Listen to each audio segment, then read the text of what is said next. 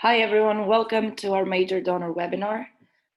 This should be relatively short, about 30 minutes, maximum 40 minutes. And you can ask questions as I go along using the Q&A function. If you hover your mouse over the Zoom window, you should see it at the bottom. And I'll answer any questions you have at the end. Now, this webinar focuses on major donors, and I'm going to share both the theory behind major donor giving, as well as how you could apply that to practice. So first things first, I know the title says improving your conversations with major donors, but I think it would be more accurate to say that we need to build a relationship that starts with lead generation after we identify a good prospect and continues with the conversations we're going to have, which is probably it's not going to be just one. And then after we secure a major gift, that's in a way, that's when the relationship really begins. We need to continue and deepen the relationship with major donors so that we prove to them that they've made a difference, but also give them reason to make another gift maybe. So starting with lead generation, who is a good major gift prospect? Obviously people with a lot of money, right? So that's why we consider capacity. And of course, if they've done something for this cause or this organization in the past, that's also a good indication. However, as it is true for any area of giving, whether that's individual giving, legacy, major gifts, there are two concepts or elements that are also very helpful and indicative of their behavior. The first one is their connection to the cause, and the other one is their connection to the organization, which is their commitment. So we think that it's crucial to also get that information, and that will help you identify who you should be talking to. So starting with supporter identity or connection to the cause, probably you've heard us talk about this a number of times, but very briefly, this is the part of who they are that brings them to a specific cause. It's some personal experience they might have with a cause and that makes them want to support it. It could be shared values or beliefs, or for example, for health organization, it's the fact that they might have the disease themselves or someone close, or environmentalists go to conservation charities and so on. So it's something that they own that brings them to the cause. It's nothing to do with you or this specific organization. Commitment, on the other hand, is all about you and your brand. Commitment signals their loyalty to your organization, and it could predict whether they're going to do more things for you. And it's not just a fuzzy concept, it can be measured. There are 3 statements that you can use to measure someone's commitment. And it goes from 0 to 10, and obviously the higher it is, the higher the commitment. And of course, we're not saying you should ignore capacity. It's very important to know the capacity scores of your supporters, so then you know who to target for a major gift.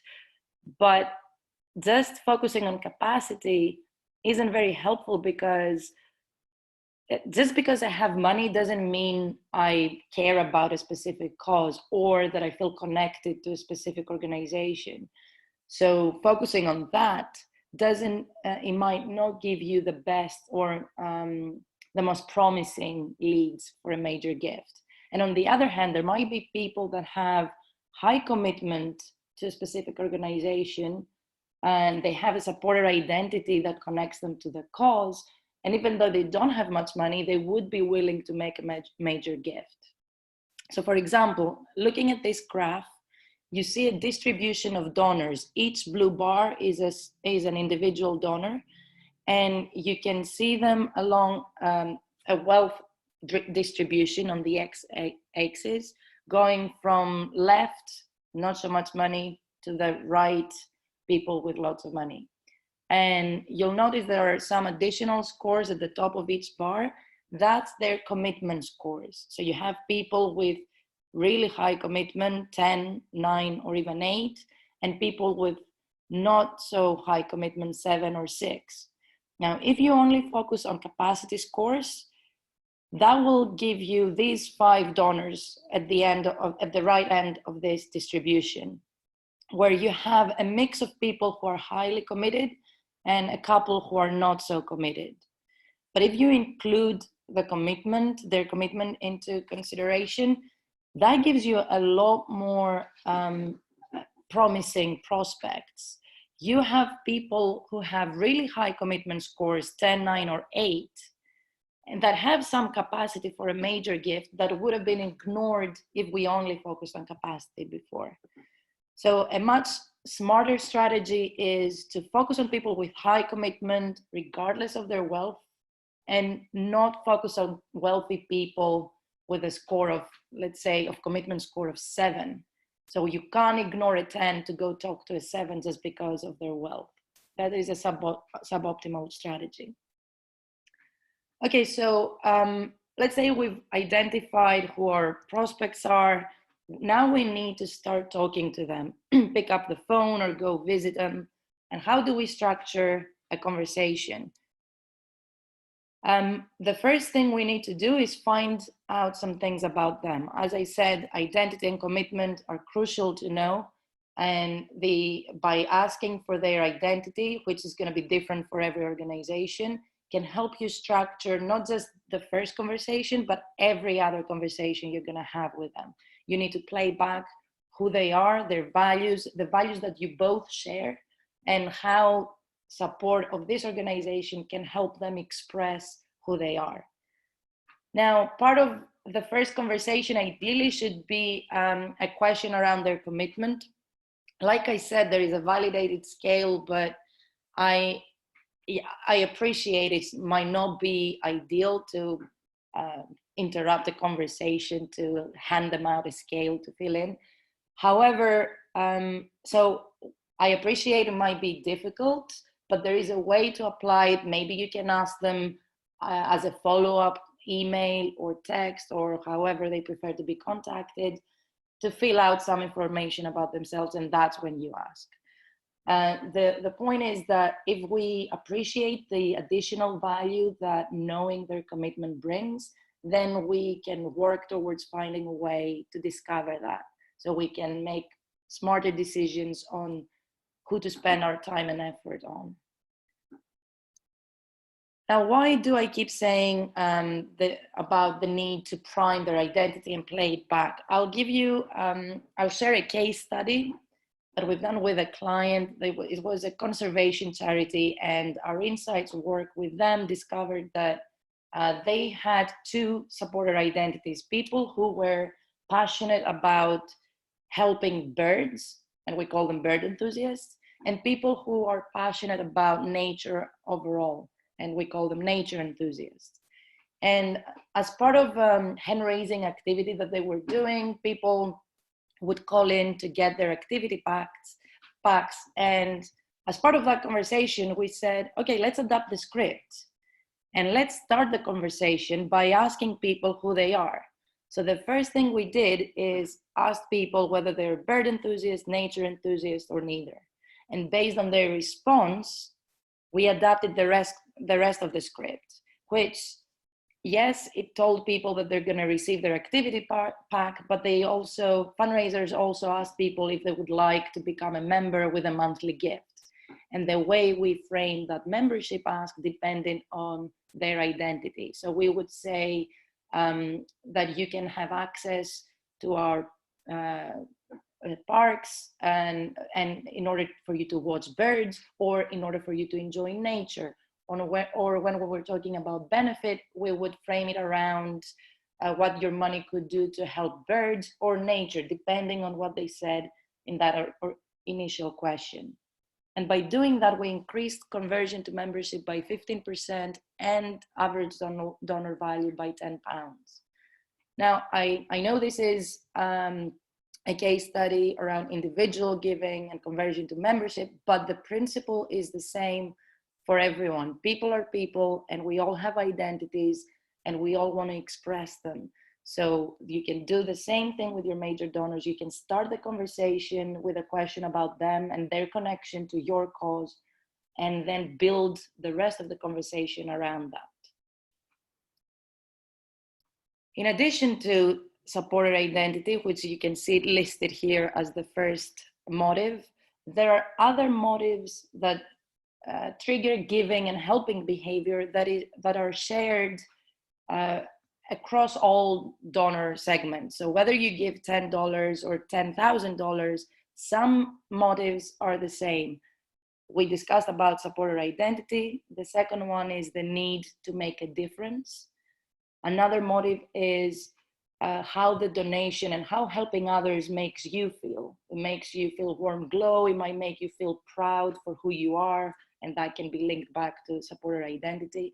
It might make you feel good about your self-image, but it also can make you feel great about how other people perceive you.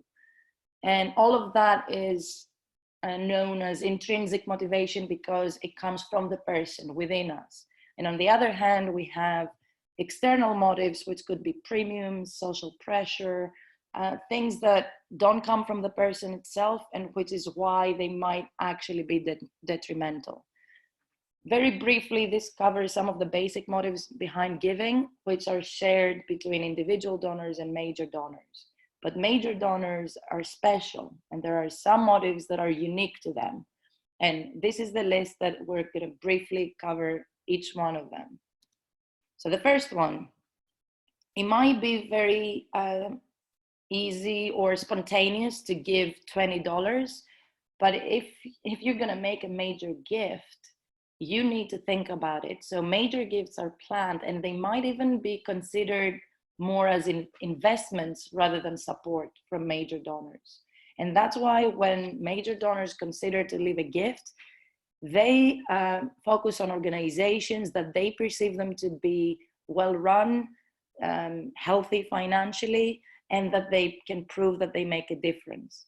So during your initial conversations, in order to help people trust your charity and its efficiency and effectiveness, you need to have at hand some maybe financial reports, overhead information. All that is very useful at this stage before any gift has been made, in order to convince major donors that you're well worth their gift. The other thing that major donors care about, which is slightly different from other donors, is the actual impact of the donation. Now, there are two different ways to talk about impact. There is the what we call output, which could be described as what each amount could achieve. So think about the shopping list, and $20 can buy medicine, or $50 could buy food. All of these are examples of output of what a donation could do potentially.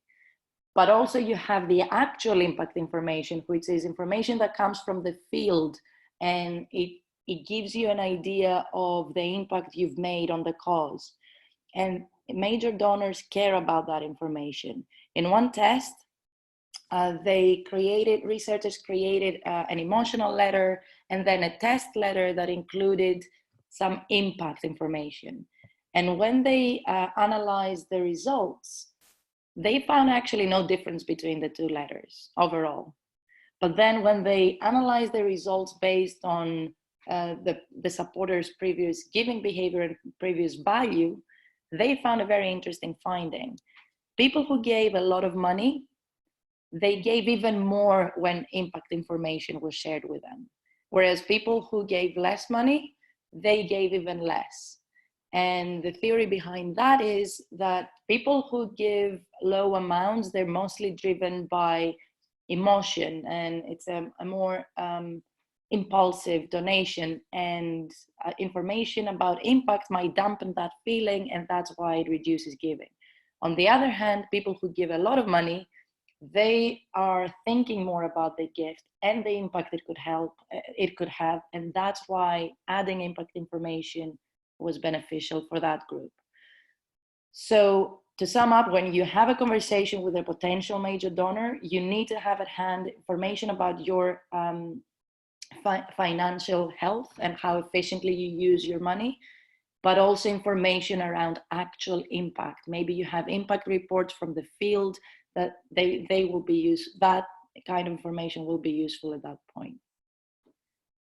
Now, going back to output information, which is the potential impact that your donation could have, there's another difference here between individual donors and major donors. Major donors care mostly about the difference they will make as an individual, not that we could together make as the whole of the supporters or the organization. And they've tested that with two different ads. One ad that is focusing on more on the community and what the community could achieve together to reduce poverty, and another ad which is very similar, with the only difference being that instead of emphasizing what the community can do, you emphasize what the person can do. You can be a lifesaver. You could do something to reduce poverty. And in another version of these ads, again, the community message focused on what on the fact that one community needs to come forward, and against that they compared an ad that focused that one individual needs to come forward. And they found that wealthier people were more motivated with the ads that focused on personal goals. And that could be because wealthy people have learned to rely more on themselves. They know that they can be independent. They don't really need the community to achieve their goals. And maybe that's why that message resonates with them. Another thing that separates them is their desire to be more involved. Some major donors want charities not to just accept their money, but also their opinions and advice. And so one very simple test that shows this is this reply form test, where against the control version, where you ask to fill in your donation, and there is also information about the areas of the charity's work. They tested a version where you could choose which area is more important to you. There is no, the donation is not restricted. There's no reference to that. It's just, we're just asking for their opinion. And that version increased the average gift of wealthier people. Now, as I said, this is a very simple example of asking for their opinion, and it's something that you might not do with major donors, but it proves the value of involving them a bit more. But the first thing you need to do is discover if that's something they'd like to do, because not all of them will want to be more involved. Some will be happy to give you the money once they've decided that they trust you, that you're an efficient and effective organization. They might be happy to just give you the money and and they don't want to hear about anything else or be involved. But some people do, and for those, you have the opportunity to get them more involved, to allow them to give an opinion. Maybe you could share an issue that you have with a project, maybe even allow them to provide a solution for that issue. And by doing that, you are increasing their trust, but also you deepen the relationship with them, which might lead to more gifts in the future. Now this, I don't need to say a lot of things about the sense of responsibility, just that a significant portion of major donors are driven by this sentiment. And this is a statistic that came from the Giving Pledge, and that was a pledge to give 50% of your wealth over your lifetime. And 53% of philanthropists who participated in that pledge said that they were driven by a sense of responsibility. Now, I mention it because it's important to know that, because if someone is driven by that, it's important to play that back as well as their identity in your conversations. Finally, recognition. There is a debate whether it's good or bad. There is some evidence that recognition might be beneficial and can increase giving, because it allows people to become a leader, to show and to set an example for others to follow. The amount that one person gives can signal what the appropriate amount is, and then people similar to them might try to follow them. Also, if recognition is public, it allows people to build a more positive social image, and we talked about how that's one of the motives driving giving. So by making a public donation, you can signal in a socially acceptable way your wealth and build a positive image. But also if donations are public, that might increase average gifts and how much people are willing to give in order to avoid being the person who gave the least money. Just as we feel proud when we are the highest contributor, we also feel shame when we're the least ones. So any organization that offers some kind of recognition typically attracts larger donations. And also strategies like category reporting are also successful because people will try to give the least required amount in order to join a category. But also people who are at an upper level of a category, they might upgrade their gift in order to achieve the status that comes with the next category. So all of this suggests that recognition is good and it could be good, but again, it's not for everyone. There might be people that are turned off by recognition. And one hypothesis is that people who are driven by a sense of responsibility towards others or the society, they might prefer to give anonymously and they might not want to be recognized. So if you by default recognize all major donors, they might actually be turned off by that. And also there are preferences about how we want to be recognized. Some people might prefer private recognition, some will welcome naming opportunities. And again, this is not an obstacle, this is an opportunity for you to deepen the relationship, ask for their preferences, honor them, and increase their commitment to your organization. So to conclude this section, the major donors have some unique characteristics, and these are the principles here listed, but each one of these can be worded and expressed in a different way, and we don't know which one will be most successful. So as an example, I've created a table where each row represents one of these unique characteristics, and each column represents a different way to talk about it. So when you talk about impact, you can focus on the impact that the charity has already made, or that the supporter could potentially have, or you can combine the two, what the charity has already achieved and what you as a person could achieve. Or maybe you could ask them to fund a specific time-limited project, which implicitly gives them an idea of the impact that they could personally have. When it comes to trusts, is it better to use financial reports, or is it better to focus on impact? Or it's even better to use an example of how other major gifts have been used. For agency or otherwise they desire to be more involved, do you not provide it at all? Do you make it a default that everyone can have a say? Or do you offer them the choice to opt out or to choose from a list of things that they could be involved in? Same for recognition. Is it best to offer no recognition overall, private, public, or offer them the choice? And for sense of responsibility, what do you focus on? Do you focus on their responsibility towards other people, towards society as a whole, or the responsibility to give back to the people and places that helped you? So all of these are potential effective messages, but we can't guess which one is more effective. And if we were to test this in the field, that would create a huge problem. It would take years. So what could you do?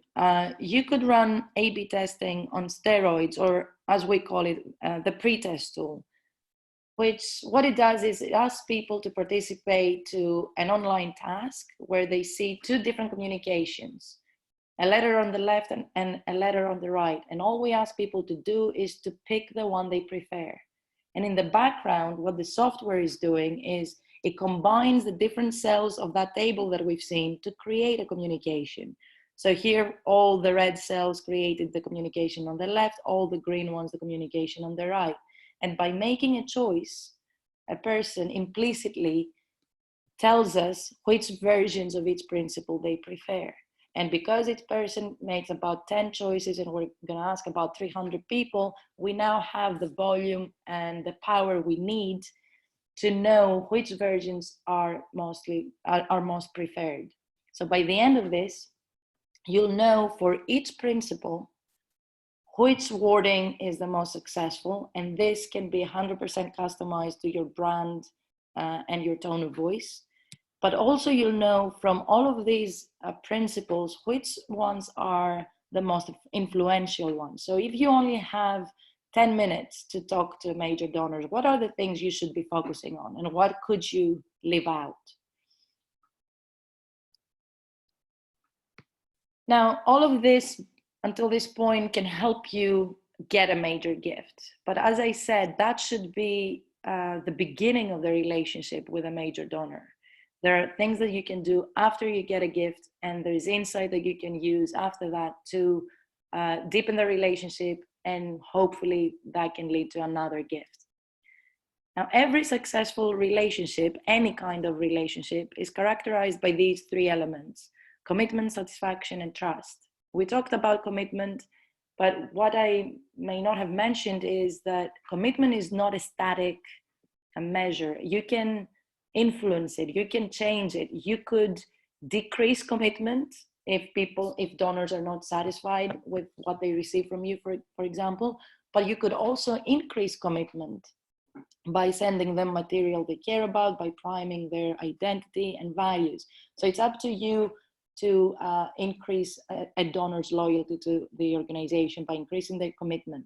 Trust is all about being transparent, keeping promises, admitting to mistakes. So anything that increases trust in any kind of relationship.